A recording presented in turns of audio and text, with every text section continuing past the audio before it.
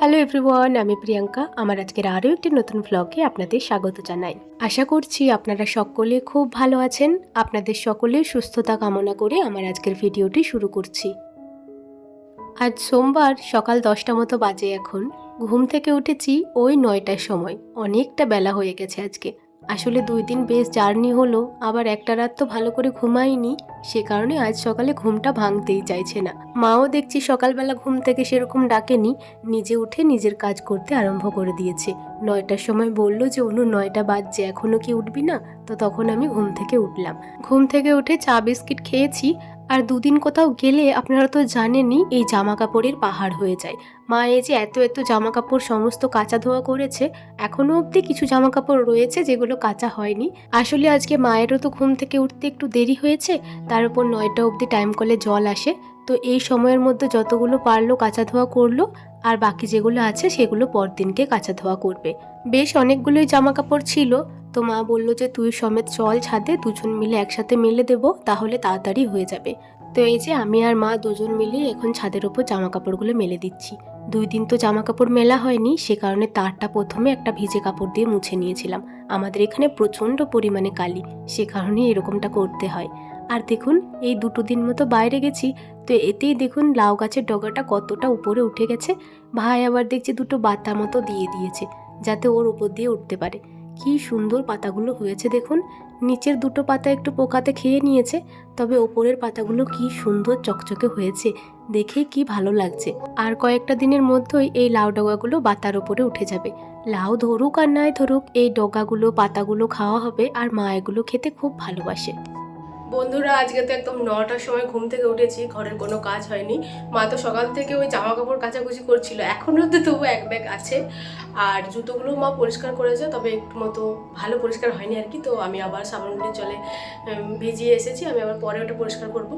রান্নাঘরটা ঝাড় দিয়ে মুছে দিয়েছি, মা বাসনগুলো ধুয়ে রাখলো। অনেক বাসন হয়ে গেছিলো, ভাই তো ঘরেতে ছিল, ও খেয়ে খেয়ে নামিয়ে রেখেছে। তো সমস্ত বাসন ধোয়া মাজা করলো। আর এখন আমি যাব ঘরটা ঝাড় দিতে, কারণ ঘরটা প্রচণ্ড নোংরা হয়ে গেছে, বুঝতেই পারছেন। 2 দিন বাড়িতে ছিলাম না, তার উপর আবার কালকে বুনু এসেছিলো। আর বুনু বাড়িতে এলে বাড়ির কোনো অবস্থা ঠিকঠাক থাকে না, একদম বেহাল হয়ে যায়। আমি নিজেই আমার বাড়িটা চিনতে পারি না। তো চলুন ঝটপট যাই, ঘরটা পরিষ্কার করে নিই, তারপর আপনাদের সাথে দেখা হচ্ছে। প্রথমে ঘরের অবস্থাটা আর আপনাদের সাথে শেয়ার করতে পারলাম না, কারণ এতটাই নোংরা হয়েছিল। আবার ওটা দেখাতে গেলে আর দেখিয়ে ভিডিও করতে গেলে আমার অনেকটা সময় লেগে যেত। এমনিতেই বললাম অনেকটা দেরি হয়ে গেছে, ঘুম থেকে উঠেছি 9টার সময়। বুঝতেই পারছেন এখন ওই 10টা সাড়ে 10টা মতো বাজতে চললো। তো এই যে এখন ঘরটা মুছে নিচ্ছি। ঘরে এমন অবস্থা হয়েছিল যে কি বলবো, সমস্ত জিনিস গুছিয়ে গুছিয়ে রাখলাম, আর তারপরে ঝাড় দিয়ে এই যে এখন ঘর দুয়ার মুছছি। 2 দিন ঘরটাও তো মোছা হয়নি, ভাই কি এত ঘর টর মুছবে, ওই কোনো রকমে হালকা পাতলা ঝাড় দিয়ে রেখেছিল। আর তার উপরে কালকে ওই যে বললাম বুনু এসেছিল, বুনু এলে ঘরের জিনিস সব ছড়িয়ে ছিটিয়ে নোংরা করে ভর্তি করে দেয়। আর জানেন তো বন্ধুরা, আগের দিনের এমন জার্নি হয়েছে, আমি তো এত জার্নি করি না, আর তার উপর রাত্রে ঘুমাতেও পারিনি। তো সকাল থেকেই না মাথাটা কেমন ধরে ধরে রয়েছে। আজকে মাথায় স্নান করতে পারলে খুব ভালো হতো, কিন্তু কি জানেন তো 2 দিন ধরে মাথায় স্নান করেছি, আর আগের দিন তো ভোরবেলাতে মাথায় স্নান করেছি। আর এমনিতেও একটু ঠান্ডা লেগেছে, তো সেই ভয়ে আজকে আর মাথায় স্নান করলাম না। 2 দিন যাক, তারপর মাথায় স্নান করব। ওই কোনো রকমের চাটা খেয়ে মাথা ধরাটা একটু বন্ধ করেছিলাম। সারাটা দিন কিন্তু মাথাটা ওই ব্যথা ব্যথাই করেছিল। ইন্ডাকশনটা যতদিন সারিয়ে এনেছে এই ঘরটাতেই তো থাকে, তো এখানে চা করা হয়, আর এখানেই জামা কাপড়গুলোও থাকে। তো এই ঘরটা গোছাতে না আমার সব থেকে বেশি সময় লাগে, জানেন তো।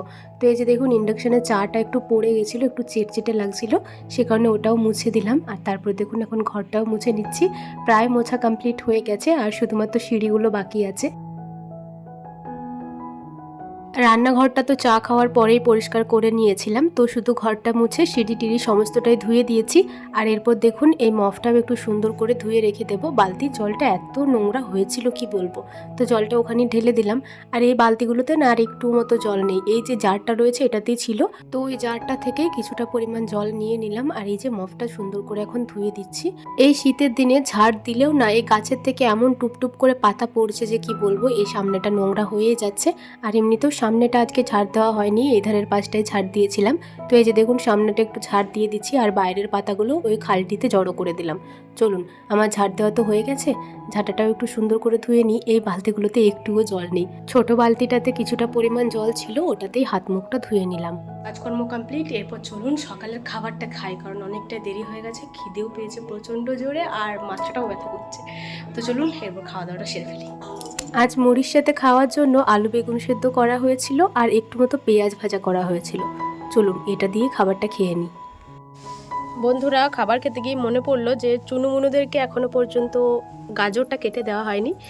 তো এই যে গাজরটা কেটে দিয়েছি, এখন ওদেরকে গাজরটাও দিই, এটা ওরা বেশ ভালো খায়। তো চলুন ওদেরকে এটা দিয়ে দিই। কই রে কই রে কই রে, তোমাদের খিদে পায়নি? এই জন্য ওরি ওরি ওরি, খুব মজা হচ্ছে না চিনুমুনু? চিনুমুনু দাঁড়াও, কেটে লাগিয়ে দে। আর ওদের না এই ঘরটা খুব প্রিয় হয়ে গেছে, মানে এই মাটির ভাঁড়ের ঘরটা। ওরা সব সময় ওখানেই থাকে, মানে সারা রাত্রি ধরে। হ্যাঁ, তো ওরা সারা রাত্রি ওখানেই থাকে, এমনকি যতক্ষণ না রোদ্দুর ওঠে ওটার ভেতরেই থাকে। এই যে রোদ্দুর দেখে বেরিয়েছে। কি রে, কিছু বলবি? ওই ওই, চলো তোমরাও খেয়ে নাও আর আমি ওদিকে খাবারটা খেয়ে নিই। বন্ধুরা, এখন বিকাল 4:30 মতো বাজে। তো দুপুরে আর সেরকম কোনো রকম ভিডিও শ্যুট করা হয়নি। বিকালবেলা মা একটু গ্রামের বাড়ি গেল, আমার ঠাকুমার শরীরটা খুব একটা ভালো নেই, তো সে কারণে আর কি গেল, বাবা মা দুজনেতেই। আমি আর ভাই বাড়িতে আছি। তো এখন আমি ছাদে এলাম, এই যে জামা কাপড়গুলো সমস্তটা তুলে নিয়ে যাব। সকালবেলাতে যতগুলো মেলা হয়েছিল সমস্তটাই মোটামুটি শুকিয়ে গেছে, তো সেগুলো এখন নিয়ে যাব। আর এত ঠান্ডা লাগছে, আমার গায়ে চাদরটাই দিয়ে নিয়েছি, এখনও সোয়েটার পরিনি। তো চলুন জামা কাপড়গুলো তুলে নিয়ে যাই, তারপর নিচে থেকে সোয়েটারে পরবো, ঘরটা ঝাড় দেবো। আর ভাই সন্ধ্যেটা দেখাবে আজকে, যেহেতু ভাই রয়েছে। এত ঠান্ডাতে সত্যি জামা কাপড় চেঞ্জ করা ভীষণ কঠিন কাজ। চলুন জামা কাপড়গুলো তুলে নিই, অর্ধেকগুলো নিয়ে নিয়েছি হাতে, তারপর নিচেতে যাই, পরে দেখা হচ্ছে আপনাদের সাথে। আমি সব কথাতেই যে তুলে নিয়ে যাব, মাথাতে তেল নেব বা নিয়েছি এরকম বলি বলে আমার এক বন্ধু আমাকে বলেছেন যে তুমি সব সময় নিয়েছি বলো কেন, ওটা তো দিয়েছি হবে, আমরা তো সবাই বলি যে মাথায় তেল দিয়েছি। আসলে কি জানেন তো, আমাদের বাড়িতে না সবাই মাথায় তেল নিয়েছি বলে, তো ওটাই শুনে শুনে বড় হয়েছি। ওই এতদিনের অভ্যাস কীভাবে পাল্টাবো বলুন তো। আর সত্যি বলতে আমি তো জানতাম যে ওটাকে নিয়েছিই বলে, দিয়েছি বলে এটা আমি জানতাম না। আমি জানতাম যে অন্যকে যখন দেব, অন্যের মাথায় তেল দিয়ে দিলে তখন নাকি বলে দিয়েছি। তো আপনি এই কথাটা বলেছেন, আবার আমাকে এটাও বলেছেন যে আমি নাকি বিশ্বের বাইরে থাকি। তো ঠিক আছে, মানে এটা একটা হাসি মজাই বলতে পারেন। মানে উনি বলেছেন যে সারা বিশ্বের লোক নাকি বলে যে মাথায় তেল দিয়েছি, কিন্তু তুমি বলছো নিয়েছি। তো আমি তাই বললাম যে আমি তাহলে বিশ্বের বাইরেই থাকি বোধহয়। তো বলছে হ্যাঁ, আমারও তাই মনে হয়। তো এই ব্যাপারটা জানি না উনি আমাকে মানে রেগে রেগে বলেছে না আমার মতো এমনি হাসির ছলে বলেছে, আমি যেমন ওনাকে হাসির ছলে রিপ্লাই দিয়েছি, তো সেটা আমি বলতে পারছি না। তো যাই হোক, যেভাবেই বলে থাকুক না কেন, উনি যে বলেছেন এটাই আমার ভালো লেগেছে। তো এই কথাটাই বলার ছিল। চলুন জামা কাপড়গুলো তুলি। আমার দুই বন্ধুর নাম নেওয়ার আছে। বন্ধু দুটির নাম হচ্ছে বিতিকা আর একজনের নাম হচ্ছে গৌতম পাল। তো ওই দুই বন্ধু আমাকে বলেছিলেন যে ওনাদের নামটা আমার ভিডিওতে নিতে। তো এই যে তোমাদের দুজনের নামটা নিলাম, আশা করি তোমাদের ভালো লাগবে। এই মুহূর্তে অনেকটাই সময় পার করে ফেলেছি, আজকের দিনটার একদম শেষ পর্যায়ে চলে গেছি। এখন ওই রাত্রি 9:30-10টা মতো বাজে। রাত্রের খাবার দাবার খেয়ে এখন ব্রাশ করছি। মা বাবা গেছিল গ্রামের বাড়ি, তবে কি হয়েছিল জানেন, গ্রামে ঢোকার আগের মুহূর্তে গাড়িটা পাংচার হয়ে গেছিল। তো সে কারণে বাবা আবার ভাইকে বললো যে যাওয়ার জন্য। তো ভাই গেছিলো, ভাই মাকে নিয়ে এলো, আর বাবা আর কি সিঙ্গেল এলো ওই গাড়িটাতে। ওই 7টা 7:30টার সময় ওরা সবাই মিলে বাড়ি ফিরলো। আর তারপর রাত্রেবেলা আজকে শুধুমাত্র রুটি বানানো হয়েছিল। মা গ্রামের বাড়ি থেকে আসার সময় একটু গরুর দুধ এনেছিল, তো ওই গরুর দুধ, রুটি আর গুড় দিয়ে আজকে রাতের ডিনারটা সেরে ফেললাম। আর তারপর দেখুন এখন রাত্রেবেলার ব্রাশটাও কমপ্লিট করে নিয়েছি।